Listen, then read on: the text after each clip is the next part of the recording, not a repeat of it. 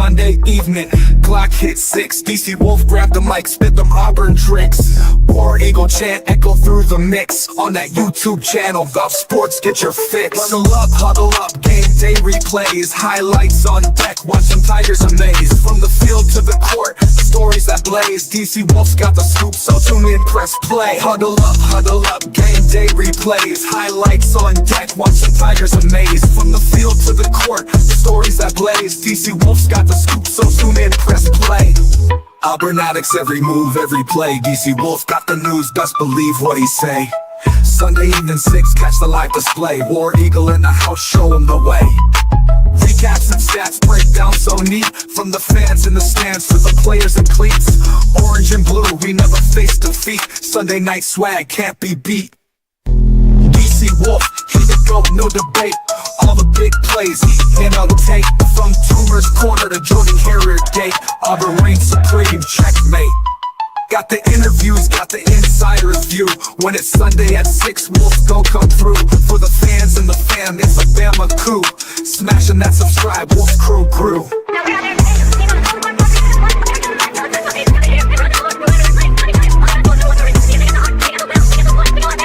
Smashing that subscribe, Wolf Crew grew. What up, what up, what up, what up? Auburn News Today. We in the house. We back. Nick Frazier is back in the house. Bubba is in the house. What's going on, Bubba? Bubba and the old man Sports Talk, Auburn Sports Talk. My guy. Yes, sir. Happy belated Father's Day, man. We took last week off, man, to celebrate Father's Day, get a Father's break. You know what I'm saying? So we are back today. Auburn News Today, man. Have you heard, man? And we want to know, Nick, have you heard? Bro, these players are leaving Auburn, man. What's going on? I'm going crazy. They're leaving. What's up?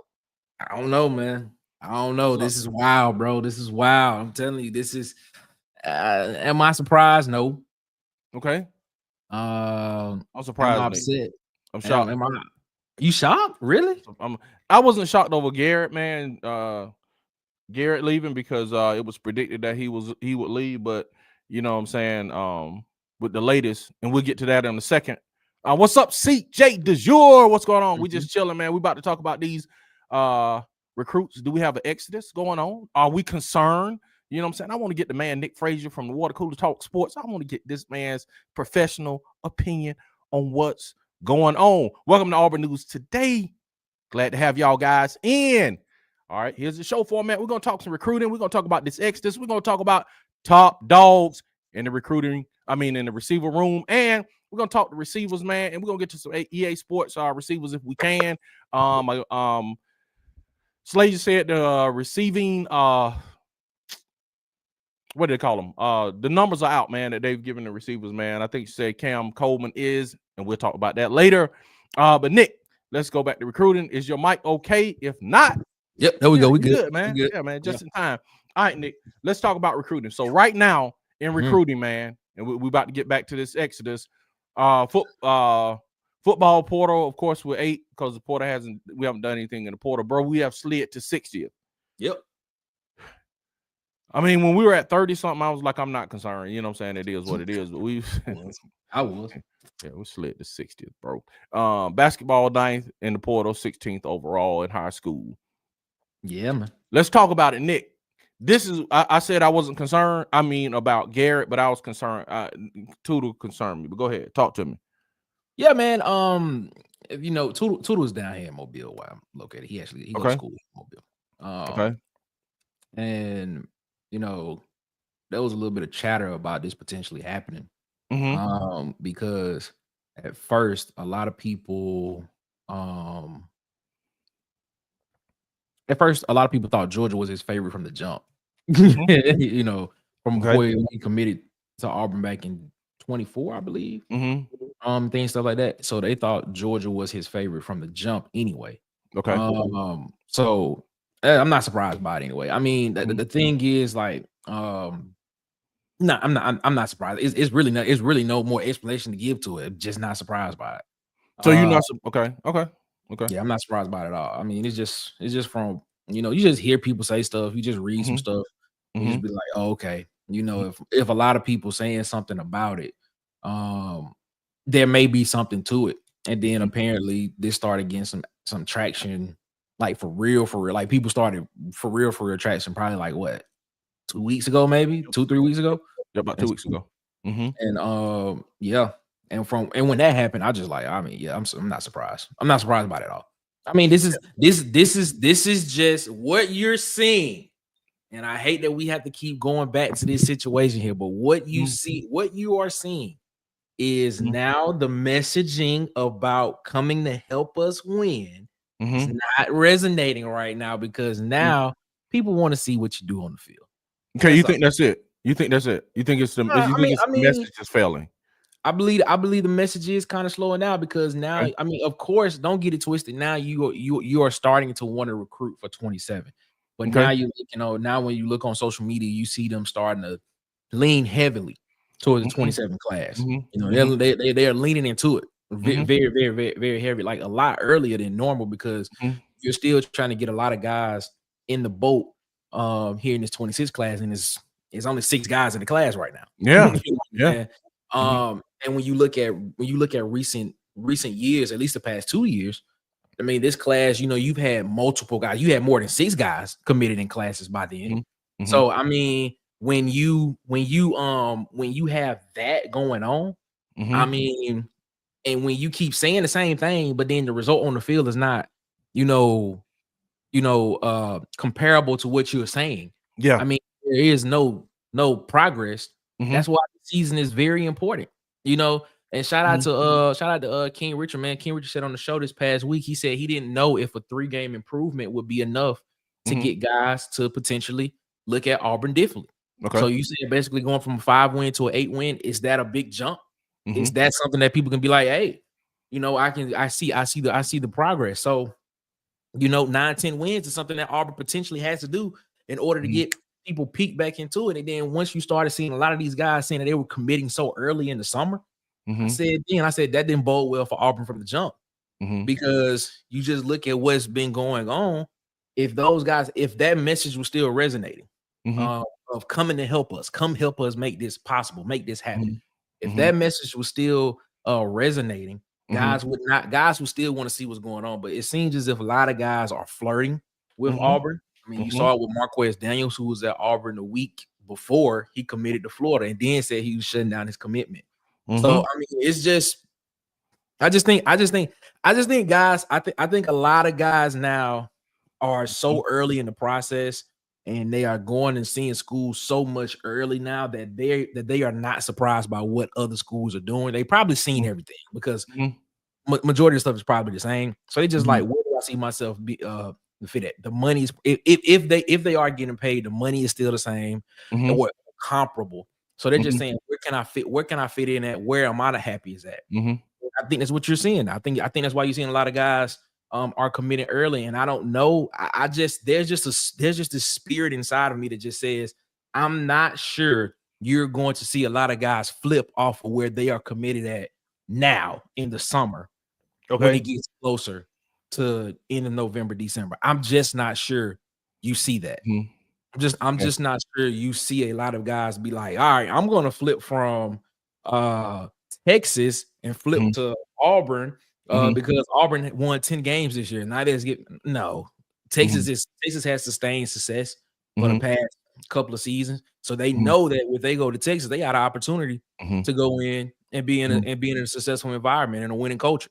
So I'm just not sure if you're gonna see a lot of people do that coming forward and things stuff like that. But who am I? I don't know. Maybe it does happen. Maybe it doesn't. But I'm not sure, man. I'm just not high on it. So I honestly believe this recruiting cycle is going to be probably one of our lower recruits. Like, even if Auburn were to win 19 games this year, I still feel like it's probably going to be a very not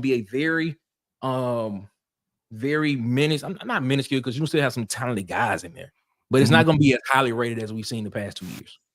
In my personal opinion, that's what it is, because this is the wait and see year. This is the wait and see year for Auburn, in my personal opinion. Year 3, that's what it is. Okay. That's fair. I was surprised with Tootle because of this statement that is on here. When they, like you said, they were flirting 2 weeks ago, and people were just projecting that he was going to Georgia. Then he came back to Auburn and says they don't compare to Auburn. This is his statement. I'm saying, why even, you know what I'm saying? This is his statement. They don't compare to Auburn. Auburn was top tier the whole visit. Auburn's definitely back in the top spot. Yes, sir. You see what I'm saying? Just the relationships I have with Auburn, all the staff, they definitely rolled out the red carpet. But he says to try to keep me. But it's just like, let's that I thought dude was back in the boat. Everybody was, you know, people were like, okay, he's back in the boat, man. To come and say, hey, they don't even compare to Auburn, man. Auburn is top tier the whole visit.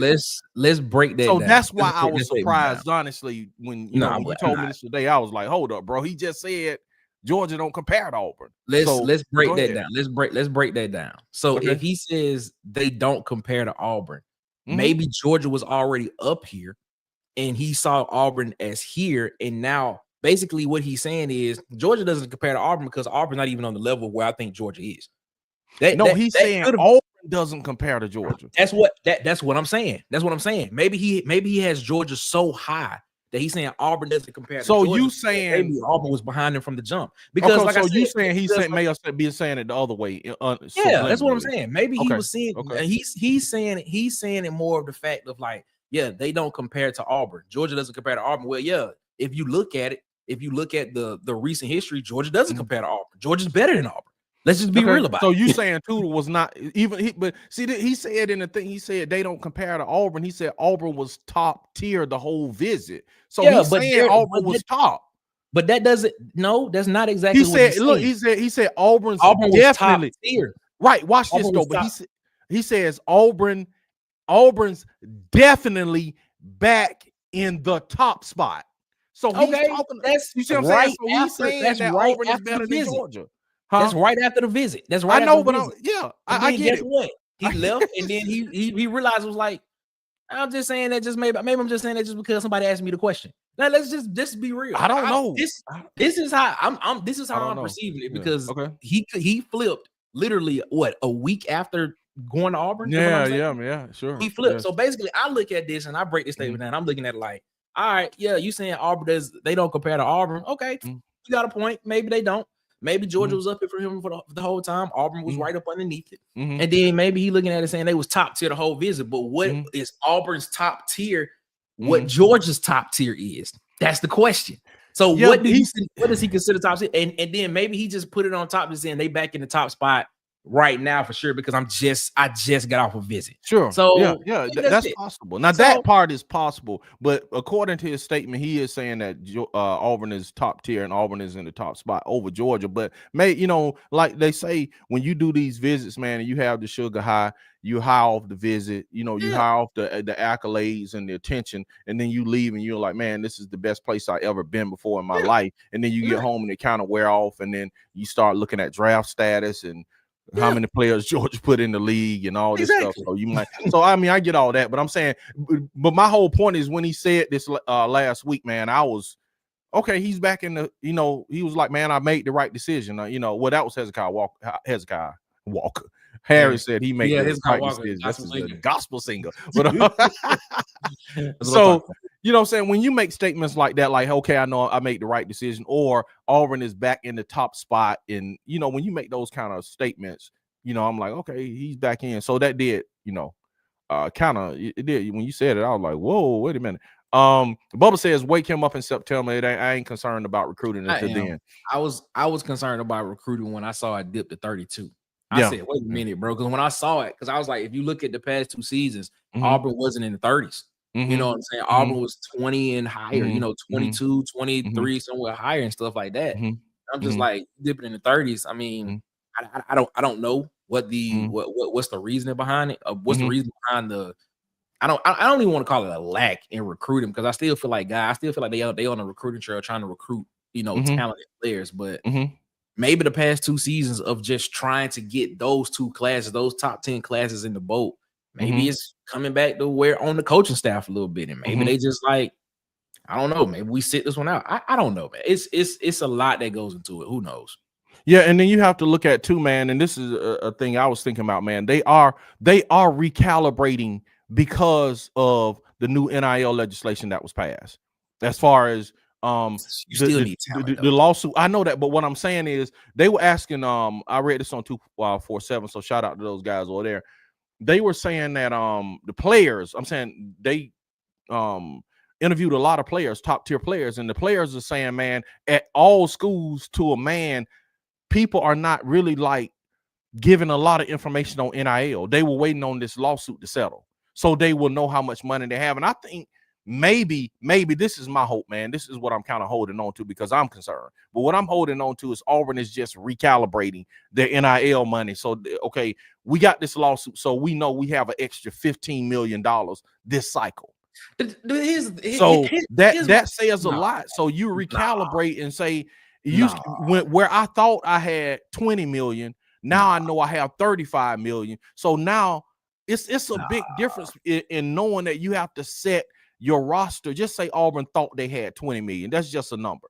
It's a difference if you are setting your roster based on 20 million and then you say, okay, we can expand to 35 million. So a lot of the players on the exit interviews were saying that, hey man, all these schools aren't giving us numbers because they're waiting on this settlement. So I'm just saying, I don't know this to be the truth, but I'm just hoping, man, that Auburn was just kind of playing the slow game to wait on this settlement, and hopefully they'll go full throttle now that they know exactly how much money they have. I find that hard to believe. Because when you look at the settlement, it's basically saying 20.5 million in athletic, and I think like 75-80% of that going to football. So you're looking at roughly about 13 to 14 million that's going to football specifically, and the rest of it is being divvied up between basketball and other sports and stuff like that. Now, as y'all know, that 20 million, there's an incremental 20 million that goes up for the next 10 years. So at some point in time, that 20.5 is going to be 35 in the athletic department.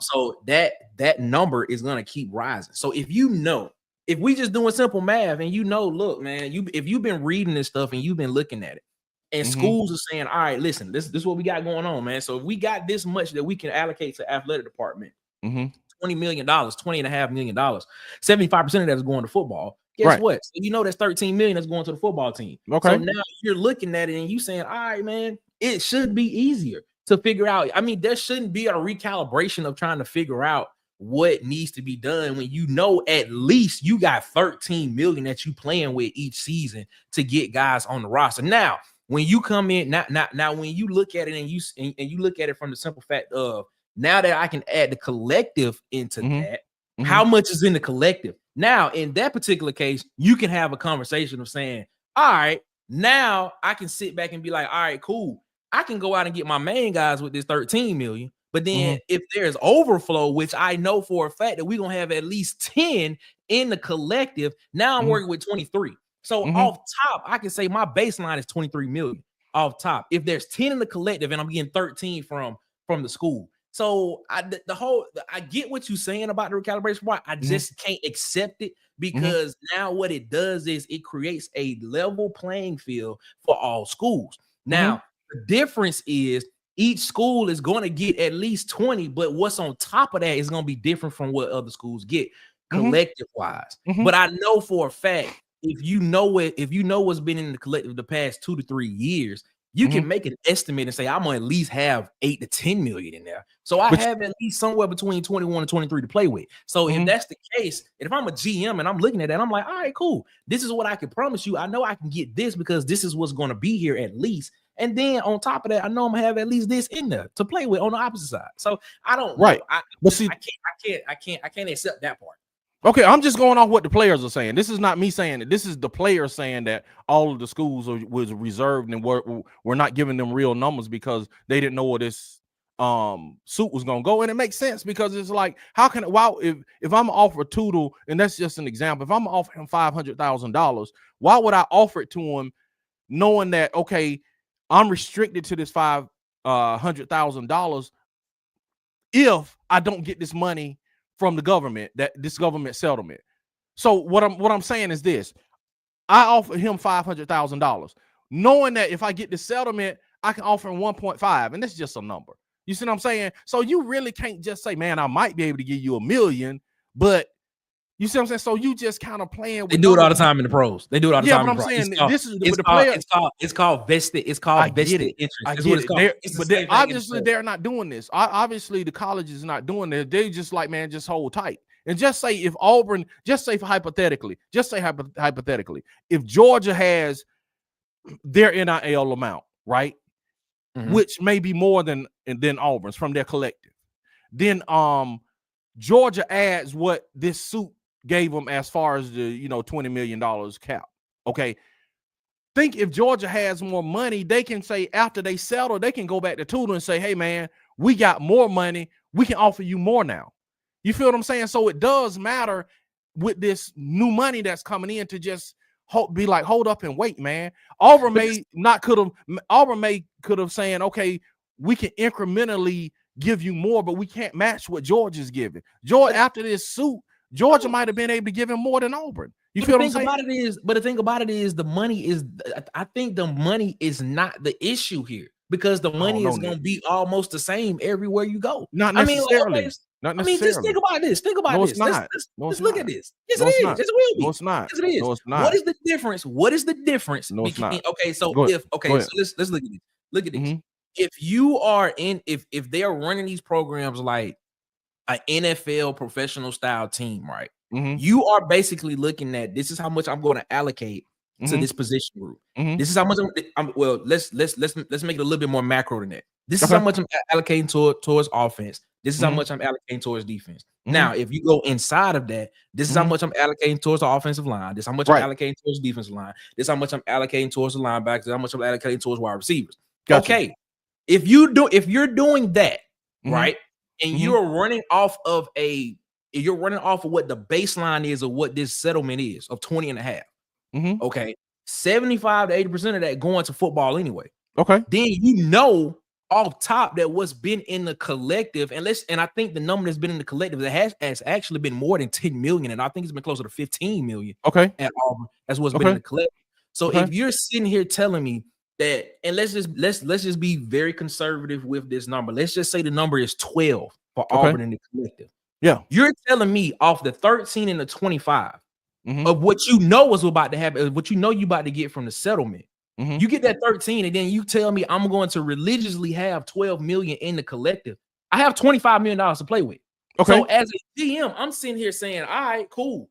This is what out of that 25 that's going to football. You know what I'm saying? Out of that 25 that's going to football, and let's take that back. Let's take that back, because some of that collective is probably going to go to basketball as well. So let's bring that 12 back down to, let's say, 9.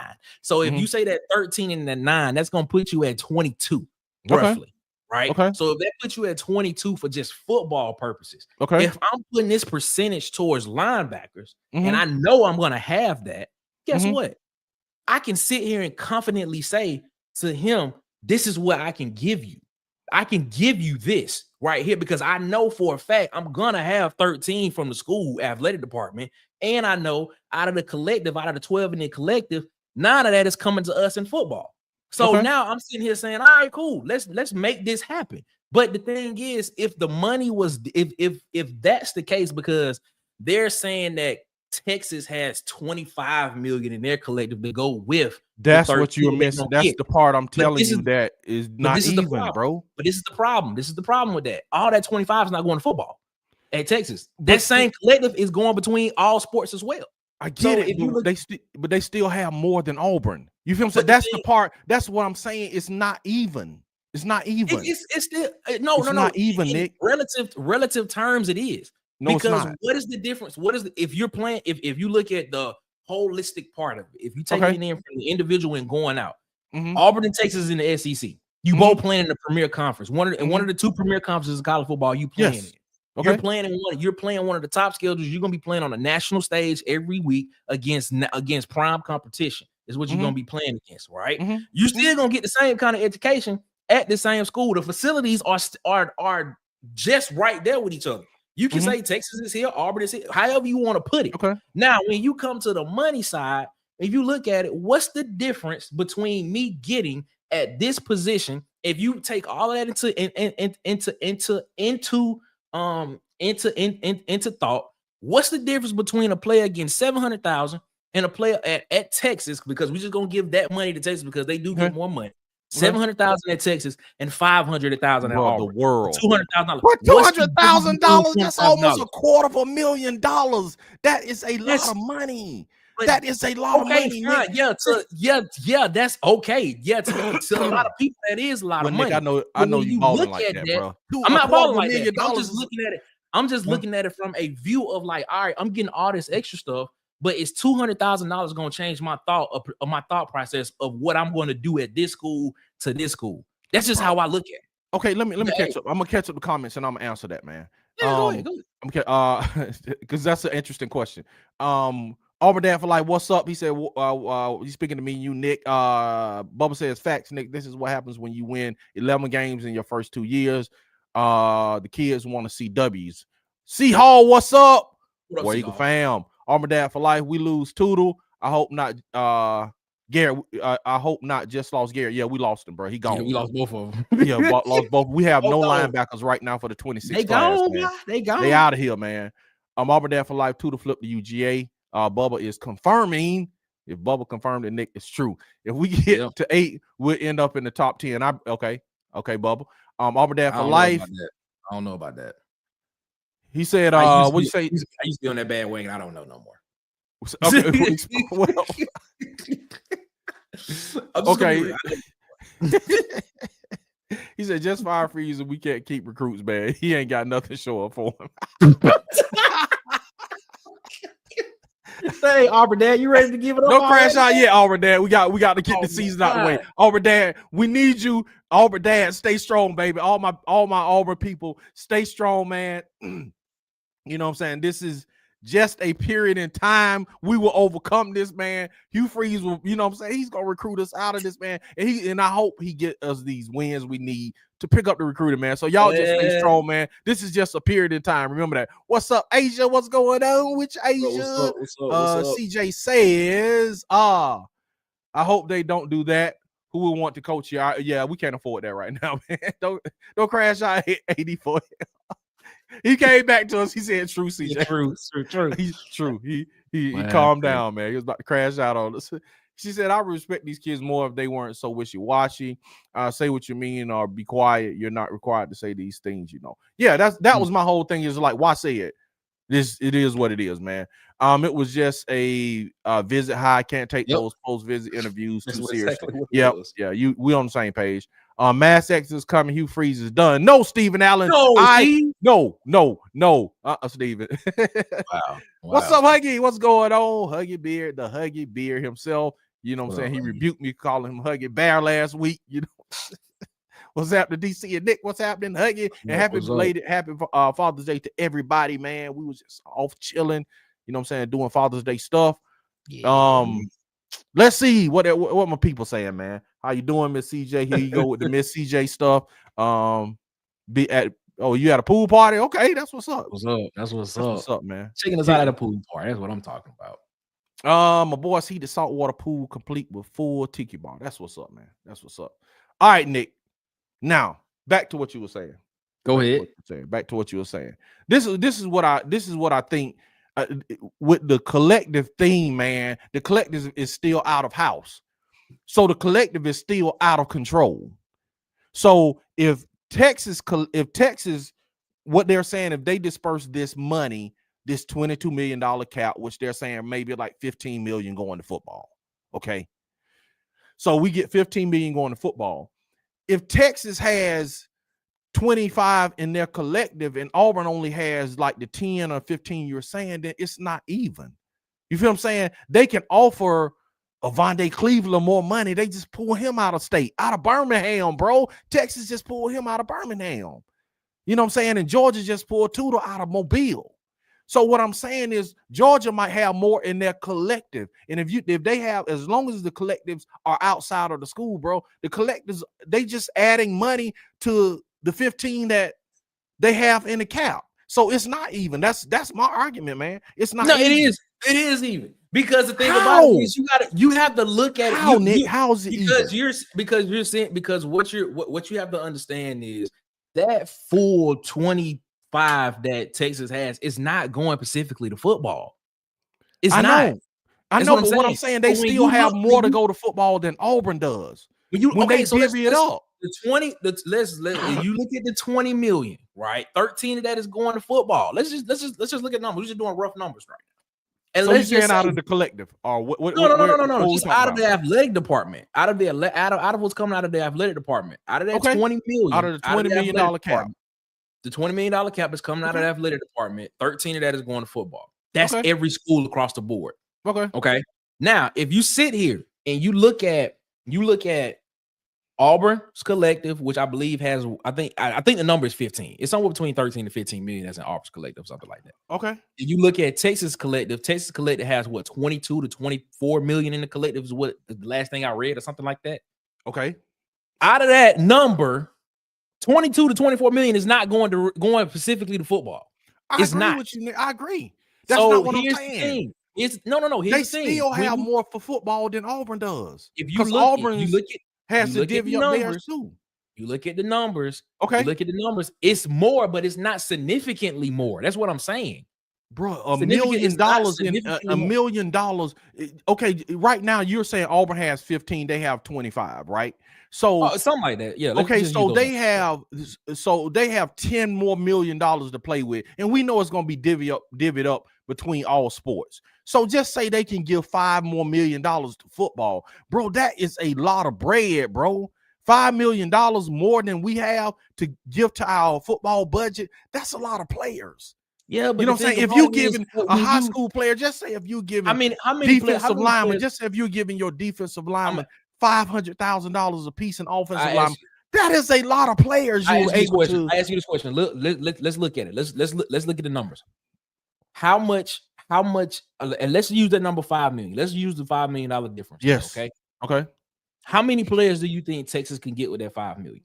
A lot. It depends on what they can get. I think they can probably get 2, maybe 3. No, I'm saying, you can get, if you're going with a 5-star, just say a 4-star, high 4-star player, man. I don't think a 4-star player is getting $1 million coming in the door from high school. Excuse me? I don't think a 4-star. I don't think a 4-star is getting $1 million coming in out of high school. That's just me. I'm not. I can't guarantee you that, but I'm sure a 5-star probably can, because you got to look at some of the highest paid quarterbacks are getting $1 million, $1.5 million, $2 million. That's a 5-star quarterback. So I doubt some of those guys are 4-stars. Jay O'Neal, who just decommitted from Oklahoma, I believe, was in the 1.5 to 2 million range. He a 4-star. But we're talking about quarterbacks, though. You see what I'm saying? Quarterbacks are a premium position. Then you talk about offensive tackles are premium positions. So, bro, I don't think it's every day you're going to get a 4-star defensive lineman or a 4-star guard that's going to just be garnering $1 million out of high school. That's just me, and maybe they are. That's just me. But my point. Okay, that's my point, though. That's my point. With that $5 million, with that extra $5 million, though, that $5 million is going to be going to those premium players. Okay, with the rest of the money, guess what? And how many premium players can you get with $5 million? Watch this. With $5 million, what I'm telling you, with $5 million, if I got 4-star defensive linemen that I'm paying $500,000 a piece, that means I can get 8. You should go up. Okay, Nick. Just say $1 million. If I'm paying them $1 million a piece, I can get 5 more premium defensive linemen than you can. I'm winning the battle. I can go get 5 more premium offensive linemen than you can. I can get 5 more premium receiver. I can go get 5 more top tier positions at any level than you can if I got $5 extra million. Or the defensive lineman that you want, I can give him an extra 200,000 or 300,000 and take him. I can go get your wide receiver 200 more thousand. I can take him. You know what I'm saying? It doesn't have to be on one player. To me, in chat. Y'all can tell me what y'all think about. I think $5 million. But that's not how it's a lot of money. It's not how it's going to work. What do you mean it's not how it's going to work? It's not going to work like that. Because what's going to happen is that extra money is going to be divvied up and going to go to guys that they are keen on getting. And when you have guys that are keen on getting, when you have a bidding war between that guy, guess what? It's going to drive the price up even more. So basically what's going to happen? They're not with that $5 extra million. You probably gonna get maybe two, maybe 3 guys that you can add to your roster. Looking at that note, just being real, just being real. I mean, just looking at it, you may get 3. You may get 3. You may get 1 premium and 2 guys that you consider that can come in and be very good. You know, I'm not gonna say rotational pieces because I don't think you can pay rotational pieces guys that type of money, but starter caliber type guys at this level. Or you may get 2 premium guys and one of those starter caliber type guys at this level.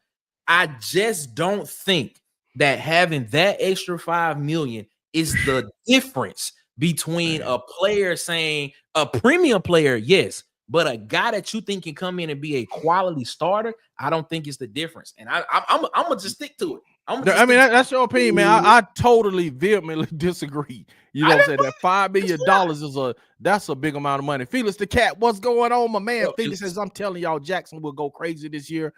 If it probably feels if I guess he probably feels disrespect. He has a chip on his shoulder. Bell is going to be the first test. Yes, I agree. And CJ says Huggy is living the good life. He is, man.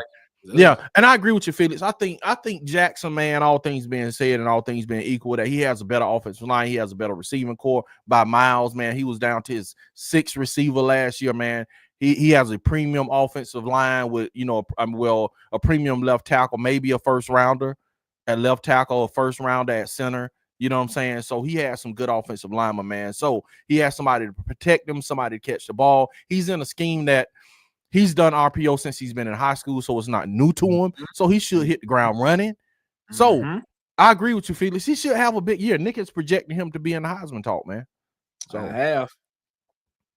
So C Hall says, guys, it's not about the money. Win. These same players would go anywhere if that's the case. Just my opinion. Yeah, I mean, but you got to think of, that's what I'm saying. Exactly. Yeah, but these players are, man, Texas Tech is having look who's at the top of the transfer portal recruiting, Texas Tech, because they have money. You know what I'm saying? But Texas Tech is not one of your schools to where you like, oh man, this is perennial school. I still don't think Texas Tech is going to be in the conversation in the college football playoff this year. I mean, just because they have the highest payroll. Let's look at it.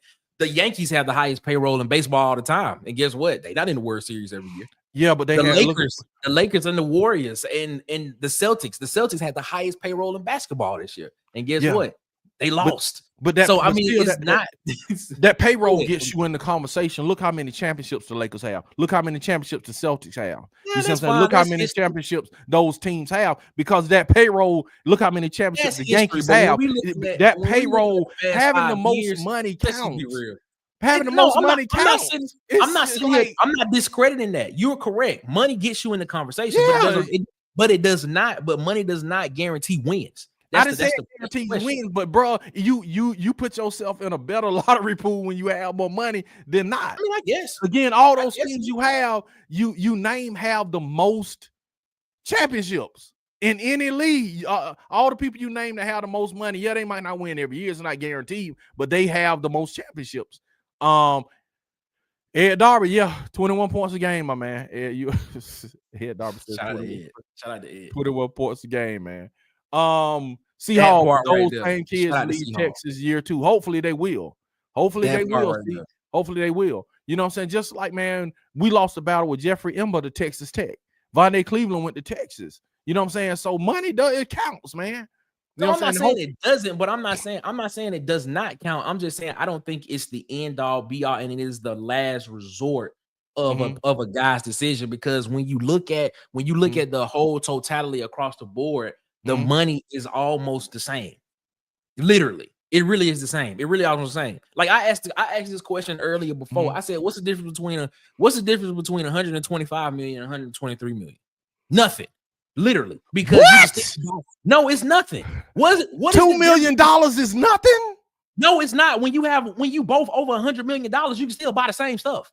There's no difference. Are you like serious right now? No, that has been proven. Research has shown once you get to a certain level, the minuscule difference of money does not matter, because you can still afford the same stuff. So that's my point. I get that part, but to say it's nothing, bro, is the small part here. That's not the small part. What can you get with that money? You can buy the same thing. Y'all in the same tax bracket.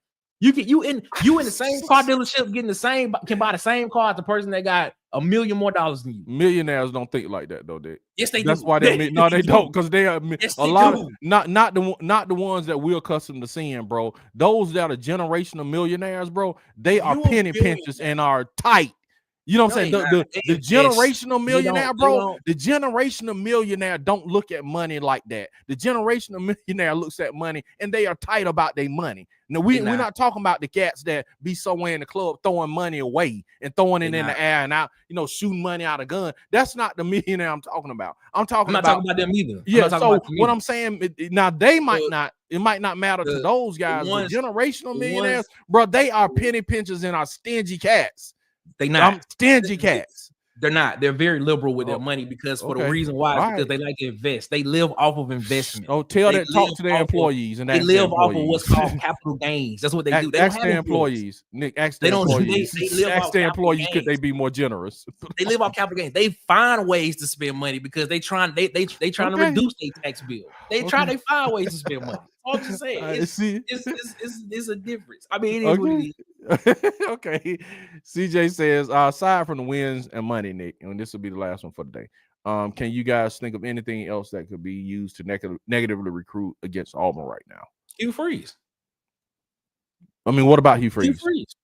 I mean, what about him? Let's be real. What has Hugh Freeze done at Auburn in the past 2 years that will give you confidence that he can that this season is going to be different? I'm different. I think because of the talent that he has acquired at Auburn this year tells you a different story of potentially what can happen on the offense side of the ball. I think the defense is just ready to take the next step under both under the defensive coordinator. I'm just being real there. But I mean, Hugh Freeze. That's the big question. You were brought in to overhaul this offense, and it hasn't been shown the past 2 years. It hasn't been shown. And then last year was really the year where you were in charge of the offense and you regressed the game. You know what I'm saying? It really wasn't about how the offense didn't perform, especially from goal line to the 20-yard line. It was the fact of just like game management decisions. Like if you manage games differently, Auburn wins 3 more games. Yeah, I think if you do something differently in 3 different games and something managed wise in the games, conceptually wise, you win 3 different games. That's really what it is. I think that's what people are really wanting to see, what Hugh Freeze does on the offense side of the ball. Because if the defense is doing what they're supposed to do, but then the offense is not scoring, I think people are gonna be like, well, why am I going? Yeah, I think that's a good point. I think CJ, I think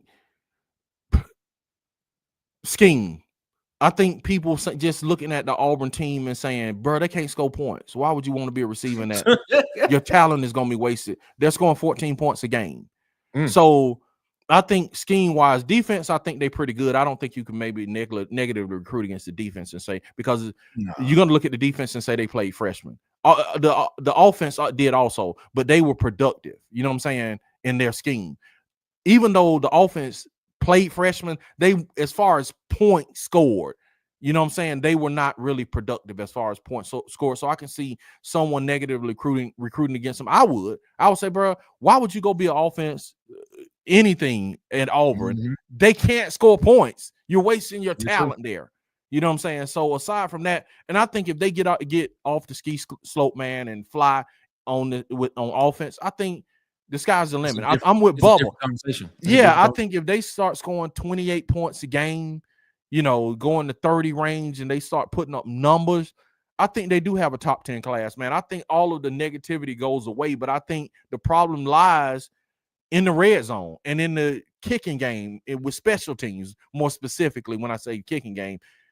Special teams, kicking game, and in the red zone is where Auburn needs to vastly improve. That Hugh Freeze moved the ball, and we had a great lengthy conversation about this. If you just break down his plays and look at the plays, it's not like the dude can't call plays in offense. He can. Very successful. If you look at just break down what he's doing, man, a lot of the stuff he did was open in there. Maybe it didn't fit the personnel pieces, but he can call plays. It's just, man, something happened when they got in the red zone, man. And I'm just like, I need to ask you, man, maybe it's the analytics book, man. Throw that junk away. You know what I'm saying? Because he say when they cross the 40, he goes to the analytics book. Throw it away, Hugh. Just update. Jarquez Wilkes has been please say it. RPM to Auburn. Yeah, you got Jarquez Wilkes. He is what, the 4-star linebacker, 6'4", 220 out of Watley, Alabama. So same size, same range as Tootle. I haven't watched any film on Wilkes. I'll watch it and we'll get back with you on that next week. Wilkes is amazing. He's amazing. Okay, he's amazing. So you watch film on him, and they're saying Adam Balagon Ali. Yeah. West Palm Beach, Florida, man. So they're looking at him. He's a linebacker, also 6'2", 205. So it's not like Tyler Atkinson's still out there, man. I'm just saying. I still got faith in Tyler Atkinson, bro. The great thing about this class, the linebacker class is deep. You know what I'm saying? So true. It's a linebacker class is deep, man. So Nick, we're gonna talk, man. We're gonna get the receivers, but we're gonna talk receivers next week. Stephen Allen says Hugh should resign. No, man. No, we don't need that. We don't need that happening right now. Stephen Allen says Tootle flipping is the beginning of the end. No, hopefully not, man. Hopefully Stephen. I'm not gonna say it's the beginning of the end, but I'm just saying don't expect that. I'm not gonna sit here and say that Auburn will have a top 10 recruiting class this year. I can't go that far, even with Auburn potentially winning 8-9 games. I can't go that far. I got you. Seahawks says both of you are right. He says they spin differently though. Yeah, I can agree with that. Ed Darby, if not really, it's not really scheme for me. It's coaching on the game day. Yes. Yeah. Yep. Hugh Freeze can game plan his butt off, but this is I had to fight myself to not throw a pass. Bro, that irked me right there. When we were running 10, 15 yards a pop, that was crazy, Ed. This dude got 200 and some yards rushing, and this dude was like, I really wanted to throw it. I had to hold myself back. Like, huh? Like, why are you even thinking about throwing it when Jarquez Hunter? But it proves out, though, because the next week against Vanderbilt, he only had, 12 to 15 carries, and he was talking about dude was exhausted. Like, the way you close your eyes. First off, I can Jarquez Hunter told me himself he wasn't exhausted. Say what, Nick? I asked him that. I asked him, was he exhausted? Jarquez Hunter said I was not exhausted. I did. I legit asked him that question. I did. Well, there you have it, ladies and gentlemen. I just asked him. I was like, hey, man, were you tired? He was like, no, I wasn't tired. I said, okay. I just left it at that, bro. I left it at that, shook his hand, and walked off, bro. I said, oh, my God. Yeah. Okay. Yeah. Yeah. That's wild, man, to hear from the horse's mouth. Ed Darby, that's my problem. Hugh Freeze can get out coach by any coach on any given Saturday. Yes, man. That's crazy. CJ said that's fair. I hope they get back on track this year. We have the talent. Yes, we do, man. Yes, we have the talent. We have the talent to do it, man. We have the talent to do it. They just got to get the red zone together. Alex McPherson is back. Get the kicking. That part. And special teams. Special teams, and we fail to mention special teams a lot because if special teams was better last year, you potentially see. I would probably give you the Missouri game. Yep. If special teams was clicking, I could see potentially 2 more field goals and potentially getting this in range to kick another field goal against Cal as well. But I mean, we kind of just like this. We kind of just throw special teams to the side, but special teams is man. We definitely make a bowl game, man. And then if you win that bowl game, we're talking different. If Auburn wins 7 or 8 games last year, you're talking different, man.